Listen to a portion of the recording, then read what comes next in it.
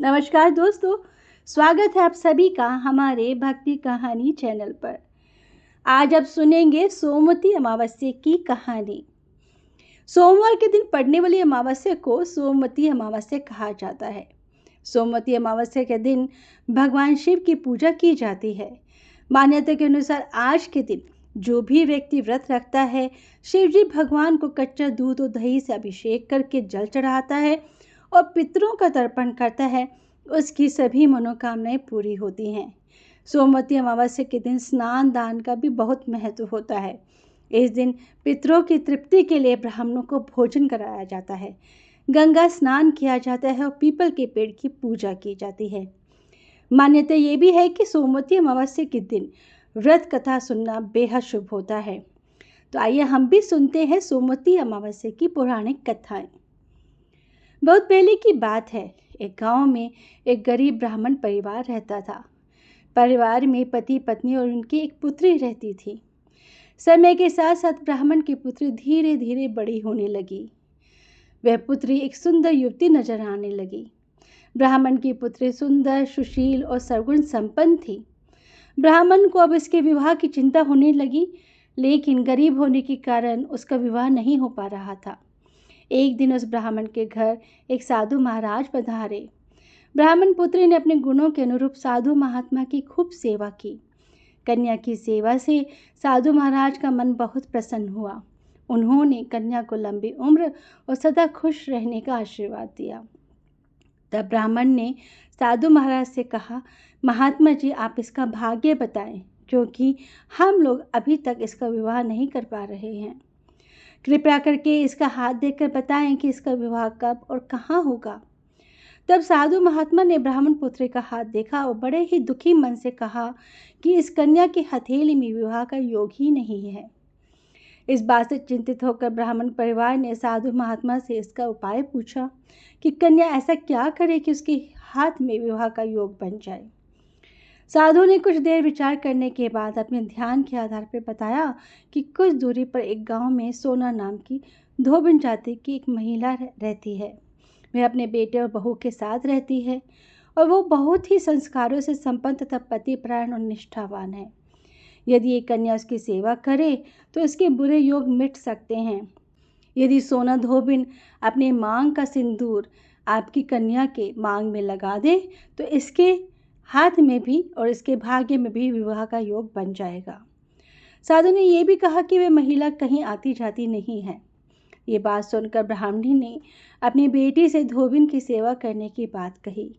अगले दिन कन्या प्रातःकाल ही उठकर सोना धोबिन के घर चली गई और वहां बड़े ही खुशी मन से भजन गाते हुए चुपके चुपके साफ सफाई और अन्य सारे कार्य करने लगी। अब वो ऐसा हर रोज करती और सारा काम करके चुपके से अपने घर वापस आ जाती थी। एक दिन सोना धोबिन अपनी बहू से कहती है कि बहू, मैं तुमसे बहुत खुश हूँ। तुम तो सुबह ही उठकर सारे घर का काम कर लेती हो और पता भी नहीं चलता। बहू ने कुछ सचकुचाते हुए कहा, माँ जी, मैंने तो सोचा कि आप ही सुबह उठकर सारे घर का काम खत्म कर लेती हो, क्योंकि मैं तो देर से उठती हूँ। इस पर दोनों सास बहू को बहुत हैरानी हुई कि अगर वो दोनों घर का काम नहीं करती तो कौन उनके घर का काम करके जाता है। उन्होंने निगरानी करने का निश्चय किया कि पता लगाया जाए कौन उनके घर में सुबह ही घर का सारा काम करके चला जाता है। अगले दिन सोना धोबिन जल्दी उठी और उसने देखा कि एक कन्या सुबह सुबह अंधेरे घर में आई और सारे घर का काम करना शुरू कर दिया। जब वह जाने लगी तो सोना धोबिन उसके पैरों पर गिर पड़ी। पूछने लगी कि आप कौन हैं और इस तरह छुप कर मेरे घर में आकर क्यों काम करती हैं। तब कन्या ने साधु द्वारा कही गई सारी बात सोना धोबिन को बताया। सोना धोबिन पतिपरायण थी, उसमें तेज था। वह इस बात के लिए मान गई। सोना धोबिन के पति थोड़े अस्वस्थ थे, बीमार थे। उसने अपनी बहू से अपने लौट आने तक घर पर ही रहने को कहा और वो ब्राह्मण पुत्री के साथ उसके घर जाने लगी। लेकिन जैसे ही सोना धोबिन ने अपने मांग का सिंदूर उस कन्या की मांग में लगाया, उसका पति मर गया और इसे इस बात का पता भी चल गया। उस दिन सोमवती अमावस थी। वह घर से निर्जल ही चली थी। ये सोचकर कि रास्ते में कहीं पीपल का पेड़ मिलेगा तो उसे भांवरी देकर उसकी परिक्रमा करने के बाद ही जल ग्रहण करेगी। रास्ते में उसे एक पीपल का पेड़ मिला। उसके पास भवरी देने के लिए कुछ भी नहीं था, तो उसने ईंट के टुकड़ों से 108 बार भवरी देकर पीपल के पेड़ की 108 बार परिक्रमा की और उसके बाद जल ग्रहण किया। सोना धोबन ने जैसे ही ऐसे किया, उसका पति वापस जीवित हो गया। इसलिए माना जाता है कि इस दिन व्रत आदि करने से पुण्य फल की प्राप्ति होती है। हे प्रभु, जैसे सोना धोबिन के पति की रक्षा करी, वैसे सबके सुहाग की रक्षा करना। सोमवती अमावस्या के दिन कुछ लोग धोबिन को जरूर दान दक्षिणा देते हैं। आइए अब सुनते हैं सोमवती अमावस्या की दूसरी कहानी। पौराणिक कथाओं के अनुसार प्राचीन काल में एक प्रतापी राजा थे। उनका एक बेटा और एक बहू थे। एक दिन बहू ने चोरी से मिठाई खा ली और नाम चूहे का लगा दिया, जिसकी वजह से चूहे को बहुत गुस्सा आ गया। उसने मन ही मन निश्चय किया कि चोर को राजा के सामने लेकर आऊंगा। एक दिन राजा के यहाँ कुछ मेहमान आए हुए थे। सभी मेहमान राजा के कमरे में सोए हुए थे। बदले की आग में जल रहे चूहे ने रानी की साड़ी ले जाकर उसके कमरे में रख दी। जब सुबह मेहमानों की आंखें खुली और उन्होंने रानी का कपड़ा देखा तो हैरान रह गई। जब राजा को इस बात का पता चला तो उन्होंने अपनी बहू को महल से निकाल दिया। रानी अब रोज शाम में दिया जलाती और ज्वार उगाने का काम करने लगी।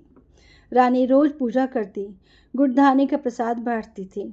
एक दिन राजा उस रास्ते से निकल रहे थे तो उनकी नज़र उन दियों पर पड़ी, जो कि बहुत दूर से जगमगाते हुए नजर आ रहे थे। राजमहल लौटकर राजा ने सैनिकों को जंगल भेजा और कहा कि देख कर आओ वहाँ क्या चमत्कारी चीज़ थी। सैनिक जंगल में उस पीपल के पेड़ के नीचे गए। उन्होंने वहाँ देखा कि दिए आपस में बात कर रहे थे। सभी अपनी अपनी कहानी बता रहे थे। तभी एक शांत से दिए से सभी ने सवाल किया कि तुम भी अपनी कहानी बताओ।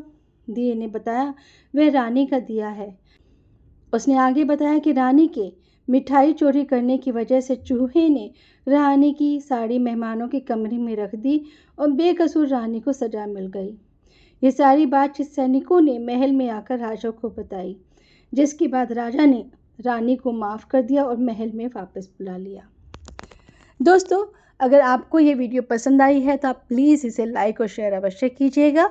अगर इस चैनल पर नए हैं तो इस चैनल को सब्सक्राइब करना ना भूलें। जय श्री राधे राधे।